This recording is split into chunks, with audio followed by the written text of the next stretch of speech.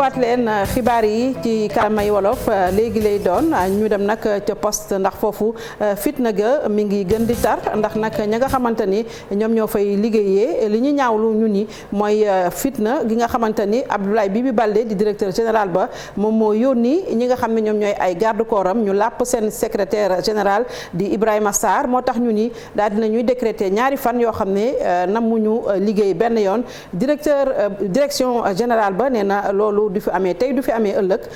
ndax Mamadou Fall ma nga xam ne demoon na fa ci kanamee tuuti wala suñu yeneen xibaar dina dikkaat ci coow loolu lu ci mën a am moom mooy ne Abdoulaye Bibi Baldé ci boppam di directeur général de la poste daal dina yëkkati ay kàddu wax ci lan moo tax mu ni mu licencié ki nga xamante ni moom mooy jiite poste finance nee na nag poste finance wala bokk poste dafa yàgg am ay détournement te nee na nag loolu dina dakk ci nii mbaa ci nale moom Abdoulaye Bibi Baldé mi nga xam ne bi coow li amee ba léegi déggu leen ko wax na di ngeen ko dégg ci suñu yeneen i xibaar dañuy dem ci beneen diwaan fële ca Matam foofu tamit ca l'hôpital ba coow la ma ngay wéy di tar ndax nag liggéeykat ya ñu ni du ñu nangu benn yoon ki nga xamante ne mooy directeur général ba ñu koy fay ay indemnité yu baree bari moo tax nag te ci suba sol nañu yu xonq cur daal di am toogaay yu ñaxtu foofa dañ ciy ànd ak Ali Bandel ñaaw dàppatliwaat nañu xeex gi ñuy xeex mu ñeel mennum revendication bi ñu langoo bi ñu sumbee seen mouvement d'humeur beeg léegi ñoom ñooñu leen di agent de santé bokk ci syndicat bi di SUTSAS te liggéey ci centre hospitalier régional bu Ourossogui ab sitting lañu toogaane woon gannaaw bi ñu beddee ko salle de soins ak de consultation yi. di fàttali rek tey SUTSAS moo def toogaanu ñaxtu ngir li nga xamante ni xew na fi wax nañ ci waxaat ci mooy li nga xamante ni dañoo jékki-jékki conseil d'administration bi en concert ak directeur bi yokk ay prime am lu ñuy wax prime jëlee ko 600 000 yóbbu ko ba 1,90 million ne nag yéen ñëpp ñu des ci personnel bi amu leen ci wàll loolu la SUTSAS wax ni mënut a doon ndaxte liggéeykat yëpp ñoo bokk liggéey recette yooyu bu dee am na liñ ci cof di joxe nañ ko jox ñëpp ñu yem ci ki ci gën a tuuti boobu ci moom directeur bañaluñ ko waaye dañu ne na ci ñëpp jot seen wàll loolu moom mooy mbébétu SUTSAS leneen li ci tegu mooy dem nañu ba ci diggu biir mouvement bi ñu seetlu ne ci maanaam fond wu corona yi dafa am li nga xamante ni dañ ko jagleloon ñi feebar tëdd ngir ñu joxe leen ko muy lekk seen restauration añ ndekki ak reer bi ñu demee ba ci ngir gis dafa am facture bu ñu jël pour maanaam justifier loolu te facture boobu jaarut yoon ñu ne nag ñun en tant que entité syndicale dañu bëgg a leerlu. lu ñeel malversation yi ñu ne amal nañ ko ci koppar yi ñu waroon jagleel la restauration ñi tawat amee jàngoroy Covid 19 gëstu yi nga xamante ni amal nañ ko ci administration hôpital bi kat xamle nañ ñu ne koppar yooyu ñuy wax mu nga ca biir compte hôpital ba source yooyu sax di ñu xamal ni xanaa gaa ñi dañoo soxla woon rek ay facture ngir ñu mën a justifier usage koppar yooyu la. du ci mën a am ki nga xamante ni moo jiite mooy PCA bu hôpital bu Ourossogui moom itamit daal di nay àddu ci li nga xamante ni liggéeykat yu hôpital ba yëkkati nañ ko nee na directeur ba yoonam nekku ci conseil d'administration bi li mu def rek la waroon a def maanaam daal di koy dellu jox ay indemnité ndax loolu la yellooloon boobu ba léegi nag ñu ni dañoo réparer injustice boo xamante ni directeur yi nekk ci l'hôpital yeneen yi nga xam ne ñoo yem même niveau ak hôpital bu Ourossogui ñi ngi koy jot te directeur bi fa ne ci hôpital Ourossogui jotu ko woon kon boog dañu rétablir juste injustice boo xam ne am na fa dañuy déglu PCA ba ci micro Ali Bandel ñaw conseil d'administration mooy seet lu war en tout cas ci moom ak même yeneen kii membre du personnel yi pour mu kii leen il se trouve que directeur bu Ourossogui comme bu Matam dañu seetlu seen salaire c'est-à-dire lu ñu leen di fay seen indemnité lu ñu leen di fay moo gën a tuuti par rapport ak yeneen hôpitaux yi surtout ñoom seen hôpitaux yi c'est des hôpitaux de niveau 2 bon hôpitaux même niveau 1 actuellement ñu ngi ci 1,2 million alors ñoom niveau 2 ils sont à 600 000 c'est sur la base de ça que le responsable du personnel et le responsable de la commission médicale d'établissement ont dal di poser problème bi conseil d'administration problème bi sax bu ñu koy posé dina leen du nii il faut ngeen indi ñu ay éléments yuy tax nun vraiment dañu mën a yokkal le directeur ou bien en tout cas lu ñu war a dama leen di wax ne nun on est là c'est-à-dire ñu ngi fi nekk pour vraiment defar ñëpp. ñeneen ñoo xam ni mer nañu ba fut mooy liggéeykatu Sodefitex yi nee nañu nag lu ñu bëgg état bi fay ko seen entreprise bi mooy juróom-ñetti milliards yoo xam ni ameel na leen ko ndax nag usine Sodefitex ba nekk ca Kolda tëj na te nee nañu bu ñu noppee rek duñu moytuwul Sodefitex yëpp mooy tëj te loolu duñ toog di ko seetaan dañuy ciy déglu reportage yu Moussa Omar Gueye. akub jaaxle daal di dikkal ñi nga xam ne ñoom ñooy liggéey ci Sodefitex usine bi nga xam ne nag dafay yëngu ci wàllum coton wëtteen ak yeneen yu ni mel fi mu ne nii dañu am ay gàllankoor yu jëm ci wàllum koppar nee nañu nguur gi yoreel na leen juróom-ñetti milliards fi mu ne nii mënatuñ dem tax usine bi nga xam ne moo faree ci Kolda moom daal dinañ koy ràpp tëj ci noonu nag syndicat bi nga xam ne moo lëkkale liggéeykat yi nekk ci Sodefitex ci Tambacounda daal di amal toogaanu ñaxtu bëgg njiitu réew mi daal di leen a gestu. Kolda ay père de famille ñoo fa nekk ay borom kër ñoo fa nekk te yaakaar ñu dul loolu te ñu tëj ko kon loolu muy dellu si wàllu chômage te loolu nag day raam jëm Kédougou ñëw Tamba dem Vélingara ndax nag dañuy jëm si loo xam ne Sodefitex yi nar na ko jël mooy prix coton bu war a wàcc te prix coton bu wàccee nag kooku moom mooy musiba naaru laay ñu ngi toll si juróom-ñetti milliards yu manqué te loolu nag boo ko Sodefitex yi dalee fay dafa yàgg nguur gi wala waxtu wu nekk wala at mu jot mu remboursé mais remboursé wul kon Sodefitex fa mu daan jëlee ak pexe yi mu doon def sës na mënutul dem moo tax tey mu woo ñi nga xam ne ñooy partenaires sociaux xamal leen ni kat sama trésorerie tey permettre ma li ma yor ci emploi mu continuer ak ñoom kon damay dem ci liy wàññi wàllu liggéey. ñu amal toogaanu ñaxtu sitting ñu ni itam am na benn mémorandum boo xam ne danañ ko jébbal ki nga xam ne moo fi toogal nguur waaye itam ba tey nee nañu loolu nekkul lu dul benn pàcc ci benn xare boo xam ne tàmbali nañ ko ndaxte lépp lu jëm ci seen wàllu xëy bëgg nañu ñu jàppal leen ci bu baax a baax ci jamono jii nga xam ne nguur gi dafay wax lu jëm ci wàllu xëy. kon nag li ñuy wax président mooy mu régler mbir mi ngir Sodefitex mën a gis boppam si mbir mi liggéeykat yi seen i bërëbu liggéeykaay ñu sàmm ko. ci jamono jooju waruñu di seetaan ñi nga xam ne dañoo amoon xëy daal di wadd daanuwaat ci li ñu naan. mu mel ni kon fitna dafa law ci Sénégal rawatina ci université yi lu ñu gis fan yi recteurs yi di ko permettre mooy ñi nga xam ne ñooy takk der yi di dugg ci biir université bi te loolu nag dafay daal di indi ay jiixi jaaxa ci wàllu loolu ñuy wax franchise universitaire te loi bi nga xam ne tëggoon nañ ko ci 1994 am na lu mu ca wax ñu daal di dëkk suñu micro kii professeur Boubacar Diop mu ne li ciy gën nag kon mooy ñu indi yeesal ci texte yooyu le dañ ciy ànd ak Habib Faye ak Sangone Mbaye. ay xeex sànnante lacrymogène ak ay xeer dox ci diggante étudiant wu université yu Dakar yi yu Bambey yi ak yu Saint-Louis jono googeeg waaye takk der yi bi la yoon mbir mi niru lu ëpp ci ña nga xam ne ay étudiants yi doon grève lañ ndax la ëlëmuk seen xel moo di teewaayu GMI yi ci seen biir campus pédagogique bi doon loo xamante ni itam dafay nësaxal lii di franchise universitaire yi bu ñu sukkandikoo ci professeur Boubacar Diop. waaw lii fi dese gum nag mooy sart yi am na. sart yi itam nañ ko topp ndaxte itam bu ñu ko toppee xëy na yenn fitna yi du am. donte sax loi 94 gi ñeel wàllum assise université yi leer nañ ci boobule question waaye teewul itam faaw rek ñu indi ci ay coppite moom médiateur bi wax li ni mel. yooyu ci mbirum université ni ñu koy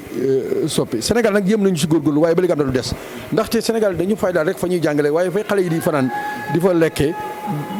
di fa naan foofu dafa mel ne mbir mi boolewuñ ko ci. ngir loolee mën a antu faaw rek ñu tërali ay pexe. bon franchise universitaire bu ñu ko xoolaatee c'est pour suñu njëriñ la yaakaar naa mesure bu ñu koy def c'est pour jàppale étudiants yi parce que tout ce qui se passe à l'université à 99% c'est pour les étudiants donc kon boo koy def war nga mën a wool acteurs yooyu noonu nga boole leen ci décision bi. sax di sotti dafa am ñaari mbir yoo xam ne dañu war a waat dañ koy war a bàyyi ci Sénégal benn bi mooy lacrymogène yi nga xam ne day jooyloo nit ñu koy sànni. ñaareel bi mooy étudiants yi itam nañu bàyyi di jël doj yi ñu jël di ko sànni. wala ngànnaay ay alkaati yi ak ñi fay jàngale mu yokk ci itam ñi jàngale itam war nañu xam sart bi. mbir mi tàng la def fan yi ñu weesu loole yëpp la ko waral bokk na ci gannaaw ba nga xamante ne intoxication ci ay étudiants yu bëri nekk ca université Bambey amee woon nañu ko ba sax am kenn ku ci ñàkk bakkanam di Badara Ndiaye autopsie bi jël li ni mel tegee ko ca wet ga étudiant wu Bambey ñoom la ñu gën a bëgg rek te it di ko wëy di laaj moo di mbir mi nañu ko leeral ci seen deewuk ñooñ googee.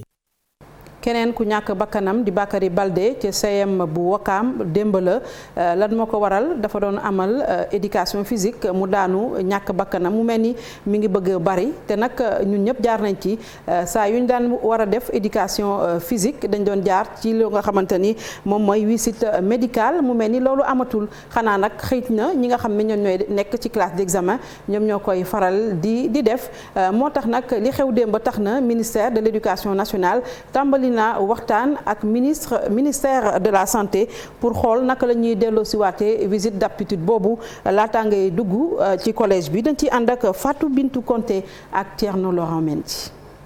njàkkari ak jaaxle gu metti la inspectrice d'académie de Dakar bi di ñu xamal ni élève bi nga xam ne moom moo di Bakary Baldé décédé na fii nga xam ne moom moo di CM Wakam 2 ci cours éducation physique ak sportive. man yaay laa maam laa donc sama xol bi dafa jeex waaye tamit ay jullit lañu dañuy nangu ndogalu yàlla waaye du tere ñu gëstu xool lii nii lu tax muy am. dañuy faral nag di nemmeeku lu bari jamono ji ñu toll ay élèves yoo xam ne gannaaw bu ñu defee EPS ba pare wala ci digg EPS bi sax ñu jaar fa ñàkk seen bakkan. métti na lool métti nañu ñun enseignant en tant que acteur mais damay wax na rek war nañu gën a xoolaat taxawaay bi à commencer par ñun enseignant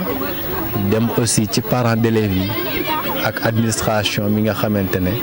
moo yore responsabilité élèves yi ci établissement yi. kii nag mu di monsieur Ngom di professeur de PS ñu fekk ko muy évaluer élèves mi nga xam ne ñi ngi nekk ci classe de terminale moom dafa jàpp ni la ñu def cours de PS ci début d'année bi rek la élèves yi war a def visite médicale d'aptitude. li ñuy wax visite médicale d'aptitude ñu teel ko def pour ñu mën a xam kan moo feebar ak ku feebarul ñu mën a xam également kan moo apte pour def éducation physique ak kan moo aptul pour def éducation physique. wax nañ ko mais dafay gën tey balaa xale yi di def éducation physique et sportive ñu defal leen seen visite médicale ndax seen wér gu yaram nekk na ci li gën a am solo li nga xamante ni ñun rek ñoo nekk corps de métier boo xamante ni suñu métier dafay am ay risques d'accident. wante li ci ëpp loolu du faral di am. parce que visite médicale boobu chaque année sax léeg-léeg sax dañuy taxaw ne administration duñu commencer cours yi tant que defuñu ko mais dañu seetlu ne bu ñu taxawee ci loolu aussi lu yàgg mën nañu def 2 mois 3 mois te duñu def cours d'éducation physique mais finalement dañu am compromis ak l'administration pour mën a def commencer cours yi. ba tax ni jamono ji ñu toll nag ñi nga xam ne ñoom ñoo ŋànk li jëm ci wàllum njàngale mi mu di ministère de l'éducation fas yéene na taxawal ak ministère du sport ak ministère de la santé benn cadre boo xam ne danañ ca toog waxtaan ci ba tax élèves yi nga xam ne ñoom ñoo nekk ci classe de 6e bu nu dugg see rek ñu defal leen ab visite médicale mën a xam seen wérgu yaram fan la toll. ministère de l'éducation nationale moom mi nga xam ne moo yor gone yi. moom ak naataango ministre de la santé ak bu action sociale ak ministre des sports ñu ngi lal waxtaan pour xool loolu nuñ koy jëlee en charge pour que bu ñu arrêté wu rek ci xale yi nga xam ne ñoom ñoo nekk en classe de 3e et de terminale mais bépp xale bu dem ci lycée yi wala ci collège yi ñu mën a gëstu yow sa wérgu yaram. Djibril Ngom yéen a ngi koy fàttaliku mooy ki nga xamante ni moom mooy mandataire moo nekkoon mandataire bu Yewwi Askan Wi ca Matam te sàccoon seeni liste daw ak moom loolu nag moo taxoon sax ñu liste ya wala bokk waaye Yewwi Askan Wi amoon forclusion ca Matam loolu nag tax na ca bu jëntal ga ñu gis président de la République daal di koy dalal ca palais ba mu naqari loolu waaye Yewwi Askan Wi moo tax nag nee nañu dañu dem porter wala bokk porter plainte président de la République haute cour de justice ñu ni foofu lañ koy yóbbu lancé nañ ci benn pétition di laaj askan wi ñu signé ko ndax nag li président def du dara lu dul ñu ni haute trahison te itam ñi ngi ñaawlu na ñuy doxalee ak ñoom ca Ziguinchor ak Kër Massar Maimouna Ndiaye Modou Diop demoon na ca conférence de presse ba. dañoo dajaloo toog ci benn taabal ñoom ñi leader yu Yewwi Askan Wi ñuy waxtaane nag bokk na ci seen mandataire boobu nga xam ni daf leen a war ñu ne ñoom coalition bi di xamle ni plainte bi mu doon wax fan yi déposé nañu ko ba noppi. du ay menaces yu ñuy def nii rek comme ni ko ñenn ñi foogee woon que ay paroles politiciens la dañuy wax bàyyi. On a suivi le dossier jusqu'au bout. ci loolu sax ñuy xamle ni am na ab pétition boo xam ni tàmbali nañu ko te bëgg nañu seeni ñooñ yépp daal di koy xaatim. pétition bi nag ñaar la dina am boo xam ne ci kayit la mooy bii nga xam ne xale yi lañ koy jox dinañ wër fépp. bu ñu dañee ba dajaleel nombre de signatures yi ñu bëgg dinañu dem yéet ko assemblée nationale pour que ñoom mu des ak seen diggante ñoom ak askan wi. loolu mooy solos pétition bi la ca tegu mooy bind nañ aussi Union africaine. bu fekkee lu aaju la ci premier ministre poste boobu nan lañ koy indiwaatee ñoom leader yi dañoo gis ni wax ji du fii. jekki na day andi premier ministre ñun suñu yoon newul ci premier ministre Macky Sall lu muy def ak lu mu dul def ñun toppatoowuñu ko. bu ko neexee mu nomee Farba mu koy riitil suba bu ngoon premier ministre. Yewwi Askan Wi wax na itam ci manifester yi fi ndongo yi féete ci daara yu kawe yi amal fan yi ak tamit njëgu luwaas gi nga xam ni dafa cher ba jéggi dayoo. ki nga jox lekk bu baaxul ñu lekk ko ñenn ñi feebar ci ba mu am ci ku faatu am nañ droit ni neexul baaxul suñu coalition nee na xale yi li ngeen di xeex war na continuer leen ko xeex et nous sommes solidaires de ce combat. étudiants yaa ngi nii mi ngi tàng bu doon réew bu normal président wax na ci du ngeen mës a dégg Macky wax ci santé ñi ngi grève Macky du ci wax transporteurs yi grève nañu Macky du ci wax leneen waaye ceebu jën mu nekk fi naan day def poste. coalition bi ñu jàpp ni moo fi gën a mag ci opposition bi nee nañu duñu dellu benn yoon ginnaaw bëgg nañu nag doxal ci noonu sax la ñuy dig daje askan wi àjjuma ci marche bi nga xam ni waa FRAPP ak Y'en a marre war nañ koo amal. Sénégal di waaj a am benn loi ci suñu wàllu ressources naturelles yi loolu moo waral cos Petrogaz dina daje fan yi di ñëw président de la République moom moo ko annoncé démb ci conseil des ministres mu wax ni dina ci prier ñi nga xam ne ñooy société civile bi naka noonu opposition bi ñoom seen bopp daal di koy rafetlu ndax nee na ñu mbir mi dafa war a leer nañ ndax nag ñun ñëpp ko bokk dañ ci ànd Alhassane Ba ak Jafara Ba. meññeet mi bàyyi ko ci suuf si askan wi moo ko moom mu di li nga xamante ni constitution bu Sénégal moo ko wax lu jëm ci wàllum séddale gi ci li nga xamante ni moom mooy tukkee ci exploitation pétrole beeg gaz bi ab projet de loi moom la ñuy waaj a teg société civile bi li mu bëgg mooy ñu boole ñëpp waaye itam ñi nga xamante ni ñoom ñoo ci loru. défi bi ñu war a relever mooy ku nekk gis ci sa bopp et donc pour ça dafa war a am lu ñuy wax coproduction de cette politique maanaam ensemble ñi nga xam ne ñoo ko seq ku ci nekk wax ci li nga ci indi. Mun Ndiaye Cissé li mu gis mooy bu ñuy teg acte bi ni mel Sénégal dafa bëgg a tirer ay leçons ci li nga xamante ni moom moo jot a xew ci yeneen réew yi beneen i mbir ci lu jëm ci wàllum séddale gi faaw ñu bàyyi xel génération yi di ñëw. parce que dëkk yu bëri yoo xam ne am na pétrole ak gaz bari na fitna li ko waral mooy ni ñuy séddalee dafa am ñu si gis seen bopp am ñu si gisul seen bopp ba mu yegg ci ay jël gànnaay xeex donc anticipation boobu lu am solo la ci mbir mi. alors beneen bi mooy jàpp naa ne si critères yi nga xam ne dañ koy teg war na ne critères yoo xam ne dafay permettre dëgg ñu financer suñu propre développement bor yi ñuy jiitu bi su réew mën a wàññeeku ba permettre également mu askan bi mën a ku feebar faju ku mar naan ku bëgg jàngi pare yoreen bi féddale bi ñu siy sóoraale aussi génération future yi nga xam ne ñëwaguñ. ñaar fukki fan ak benn ci weeru décembre gi ñu nekk ci SICAD daañu amal ab session spéciale bu comité d'orientation stratégique bu pétrole ak bu gaz ndaje mi nga xamante ni ñu ngi ko jagleel projet de loi bi ni mel waaye itam fas yéene ci boole ñi nga xamante ni ñoom ñooy kujje gi ak waa société civile. Société africaine de raffinage muy SAR dañ ci war a dugalaat xaalis ngir mu gën a mën a ñoŋ liggéey ba mu mel ni nag Locafrique ak SAR déggoowuñu ci ñaata lañ ca war a def lu ci mën a am mooy avocat Locafrique nee na 60 milliards rek doy na waaye SAR moom dafa bëgg ñu jox ko lu ëpp ñeenti téeméer milliards maître Seydou Diagne mi nga xamante ni Coromar Ndiaye moo taataan ay kàddoom nee na waa SAR jubluñu si dara nag lu dul yàq xaalis ba dañu koy déglu. coow li wàllu recapitalisation moom moo ko jur lu ni mel sax ñu taxawal ko ci ñeenti téeméeri milliards yu teg ñaar fukk ci sunu ay koppar SAR di société africaine de raffinage moom moo def lu ni mel ñoom sax donte juróom benn milliard rek la ñu soxla bu ñu sukkandiku ci maître Seydou Diagne mi nga xamante ni mooy layal Locafrique ñoom am 24 ci téeméer boo jël ci action yi la. ñu ne leen nañu jël siège fi nga xam ne suuf fi nga xam ne mooy siège u Sarr Mbao 92 hectares la suñ ko xayma lu mu bon mat na 90 milliards te comme yéen 60 milliards ngeen soxla si perte dina tax état bi dina économiser 30 milliards te xaalis du ci génn kenn du fi nekk di sonn te ëllëg soxlawul ngeen di dem ci banques yi nekk à l'international di fa leb ay 420 milliards ak yooyu ñoom ñu ne déedéet kenn nu def bi nga xam ni moo gën a yomb te moo gën a mooy bañ a luubal xaalisu Sénégalais yi ñu ne méthode boobu duñ ko def coûte que coûte ah d'ailleurs sax ñoom bëgguñu ay débat ñu ne Locafrique bu mu fi nekk di wax kii na voté waaw wala mu voté déet. ab situation boo xam ni fi mu toll nii tembe bu ñu moywul dina tax yeneen actionnaire daal di génn ci société bi nga xam ni bi ñu ko créé ak tey am na juróom benn fukki at. En raison de ce qui se passe actuellement la société Total a dit que si vous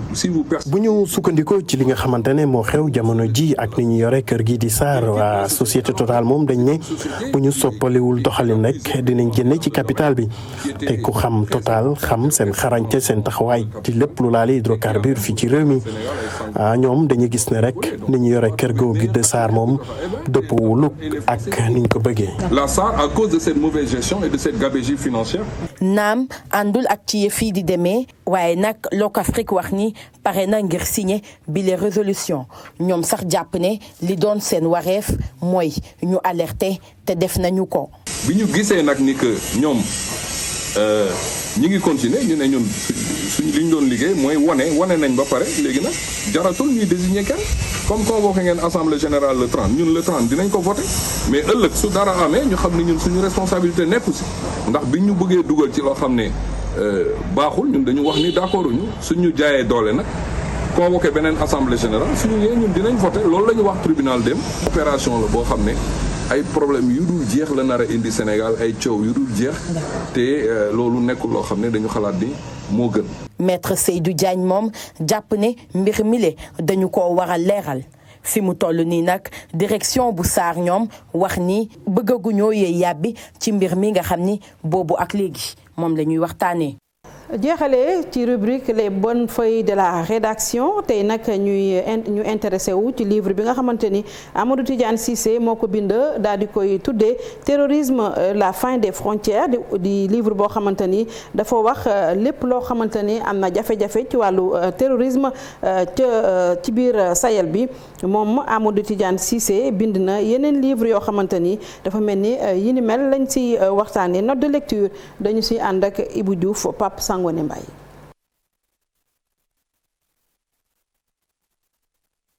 moom mii di inspecteur principal des douanes Amadou Tidiane Cissé moo bind téere bi jagleel ko wàllu terrorisme bu ñu nemeeku jamono ji ci zone Sahel. téere bi maa ngi ko bind yàggul te li ñu ci jublu maanaam moo doon biral un peu